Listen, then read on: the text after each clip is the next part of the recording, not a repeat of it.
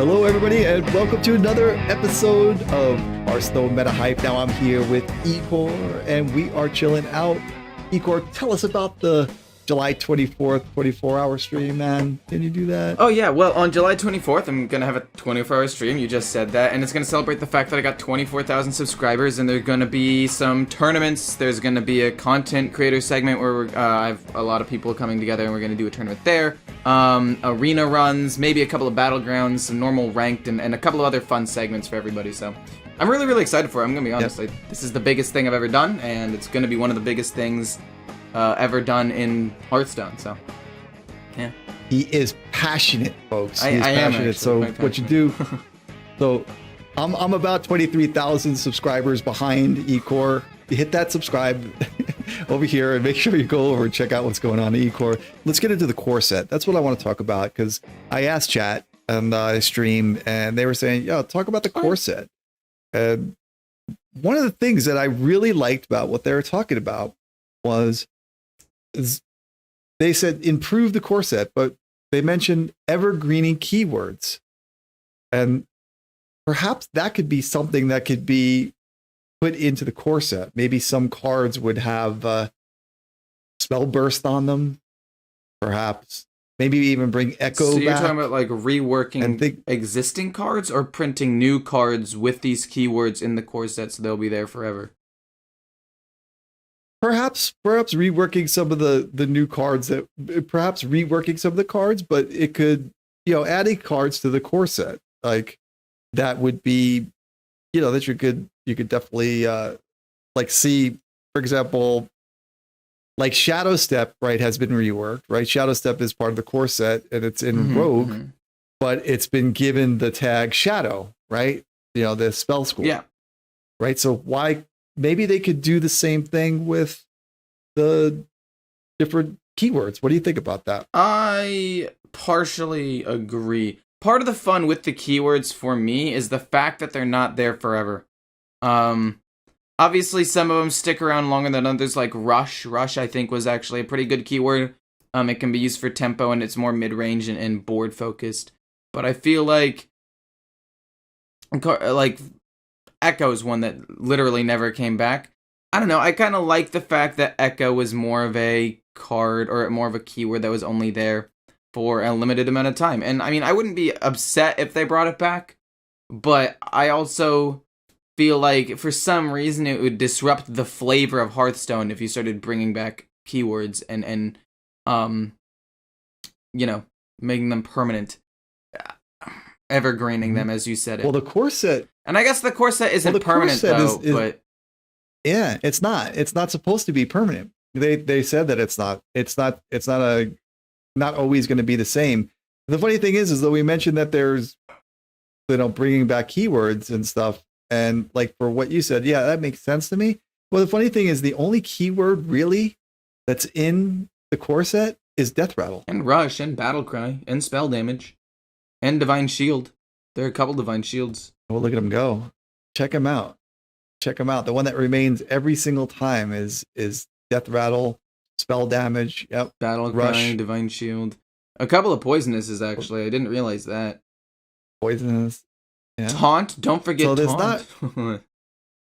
Taunt is there. Yeah. It's almost like it's like a not even a keyword. It's like okay. It's just taunt a given, basically right? isn't a keyword. You're right. It's basically a given for some minions, but I don't know. It's. Yeah.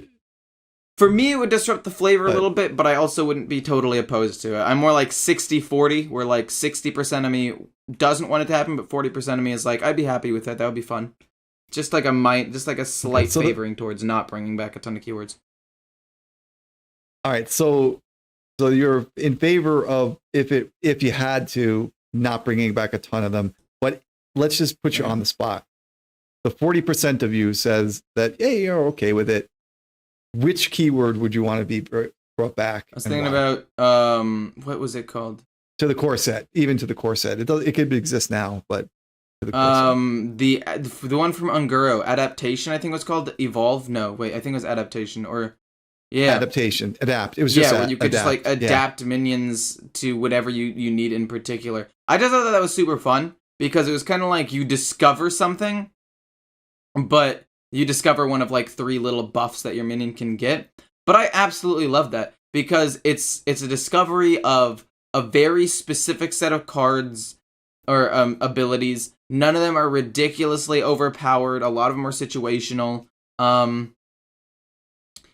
I thought that it was great. I loved the adaptation in Unguro. It's part of the reason why I think Unguro is one of my, if not my favorite expansion of all time. It was either that or, I guess if I had to choose a second one, the Joust, where it would have cards. I mean, it wasn't actually a keyword, but it was an ability. I think it was a new ability before like keywords became an actual thing, where each of us would reveal a card from our deck, and if yours cost more, it would give you an effect. If yours cost more than your opponent, it would give you an effect, which I think was super cool because it could kind of manipulate how you would build your deck. Like you would go, Druid would probably make the most use out of it, right? You'd go with a ton of ramp into a ton of big cards. But you could also develop other decks around this keyword or this ability as well. So I think it would go Adaptation as my main favorite, and then Joust as my second. And then all the rest, I don't really care. Yeah, well, that's funny. The thing is about, we'll talk about Joust first, and then we'll talk about Adapt after. But the thing I thought of with Joust, it's kind of cool to a certain degree because you can get an insight also into like interacting with your opponent a little bit, because you can learn about what's still in their deck. That's true. You follow what I'm saying? Yeah, right? And if you play it early enough before, like, let's just say it's against a Druid, you play it really early, and you see it pull out like an Arbor up, you're like, oh, it's token. Or you see him pull out like, Guardian Animals, you're like, oh, it's a ramp. Like you get some extra information as well. I think I like Just. I like it. Yeah, it's a good mechanic for that reason. And I think that we were always talking, and we're about pro interaction between you and your opponent and reading your deck and reading your opponent's deck. So it's one of the things that is, I think, is one of a skill set that is needed, because sometimes if you can't interact with your opponent in their deck, then you get into that luck factor, and that's where people really get frustrated. So anything that could do it. So Joust would be a good one.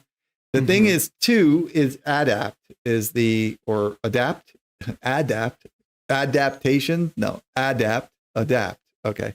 That is what the keyword used to be. And Adapt was good because it was able to be situational as well, that you could put it on a minion, say that you needed to get poisonous on it. You could pop off the specific minion with poison, perhaps, or maybe it put Divine Shield on them, or it stopped them from being able to be targeted by spells. So there was things that you could do in the moment that could allow you to interact with the board. And right now, the fact that it couldn't be targeted by hero power or spells in this meta right now could be pretty good. And so yeah, Adapt is really good. Ungoro happens to be one of my favorite expansions too. It's something that came right before the segue. I think it's kind of a good segue we could talk about here, which is the Ungoro was right before the Knights of the Frozen Throne, which brings me to Undead. And I don't know if anybody's seen it, but I did a short where I pretended like I was talking about Stormwind. I was trying to act, and I got a bunch of thumbs down on it because people can't have fun in Hearthstone anymore. But I was just acting in a fool in the video, and I was talking about Undead. So I think Undead could come back, and along with that might be a new class, Death Knight. What do you think about new classes in Hearthstone, Ecore? Well, that's tricky because I like the idea of a new class. I'm gonna be honest. I know that Demon Hunt. Well, actually, I'll talk about all this combined. I like the idea of a new class in Hearthstone. I think that Demon Hunter, although was ridiculously broken when it was first released and needed to be nerfed 3 times, and even then was still a top class, and even now is actually still a top 3 or 4 class after everything has been said and done. I think it's third. Yeah, it's third behind Shaman and then Hunter and then Demon Hunter, and it's actually about to overpass Hunter. Its win rate's been going up recently, but I like the idea of a new class, and it definitely brought back a lot of people, especially considering the fact that they had that prologue that unlocked a lot of cards for people as well, just for free, so people were able to jump into that class without having to spend a ton of extra money. So I do like that, In fact, I remember that it actually brought back a lot of my friends for, about a month until they realized how broken it was, and then they all quit again. But that's not important. So I feel like a new class is a great way to build hype back up. Death Knight is one, along with Monk. I know that you're talking about Death Knight, but Death Knight and Monk have been ones people have been asking for a really long time. So if you actually brought that in and, learned from your mistakes on Demon Hunter and made it a little bit more balanced coming right out of the gate, maybe only needing one set of nerfs or something like that. I feel like a new class could be really, really good and fun. It would also create a lot more creativity as well. I agree with you. And one of the things that I have a background on is marketing. And in marketing, I'm always trying to tell people that one of the best marketing tools that you can use to gain attention is the word new. New is just so good. Like any chance that you can get to use the word new in marketing is great, but it has to be true new. You can't just make something new and it's not. So a new class is a great way to bring players back into the game. Unfortunately, though, Ecore, the thing is a lot of times what happens is the only way to bring a new class into the game is to make it super overpowered. It's generally what a lot of the gaming companies do. You'll see that in like League of Legends. No, yeah, I know, yeah. Because you want people to buy it. You want people to get into it. Like, oh, this class is broken. Let me get into this class. Or like, oh, this new champion's broken in League of Legends. Let me spend the extra blue essence or, orange essence or RP or whatever to buy this character immediately with like money just to get people to put money into the game. So like I get that, but I feel like Demon Hunter was way over the top. It was played like 50% of all games. Its number one counter still only had like a 45% win rate against it. Like that was ridiculous. Like make it strong. I'm fine with that. I'm fine with it being number one, but don't make its win rate like 65% overall, beating almost everything without even blinking an eye. Yeah. I don't know. It 3 nerfs later, it's still a very good class. I think it's in a decent place right now, though. It's a really cool class. No, I like it right now. I think it's probably one of my favorite classes as well, which is crazy considering how much I didn't like it right at the beginning. But I think that they balanced it well. It's strong. It's got some fun ideas, and I really like Outcast. Yeah, Outcast is a good mechanic. I think it's great, and it's like for any new players and stuff like that, I just think they underestimate how difficult it could be to set up Outcast perfectly and play within it and kind of curve in and out of Outcast and stuff. So it's kind of cool. I like that because it allows you to interact with your own deck. Kind of a term I've made up myself is that like there's some classes that just seem to play themselves. Like it's just top deck, play, where you kind of can't really... Sorry, I had a cough there for a second. Druid, Hunter, right? Sometimes is like that, but even Demon Hunter is not quite like, but Mage has the top deck and the top deck draw as well, so it has a little bit of everything. But it's pretty much it on like the core set improvements and stuff. I think that definitely evergraining keywords might be something cool to do with the core set. Maybe just put in a couple of cards that are staples that aren't too broken. I don't really know what they would be, but I think this Undead class that I'm talking about, I'm putting a lot of onus on this one. I don't know why, but I just want to say that I really do think that United Stormwind is going to have Undead as a new class. As a new class or tribe? Tribe. Yeah. I was like, wow, Undead is a class. But that would be kind of cool, I guess. I don't know. Or maybe like I don't know. The new classes, it could be Death Knight, could be based around Undead, but I don't know. I mean, I think that truthfully, if we were going to see a new Death Knight class, I think you would have seen more cryptic messages and stuff like that coming around.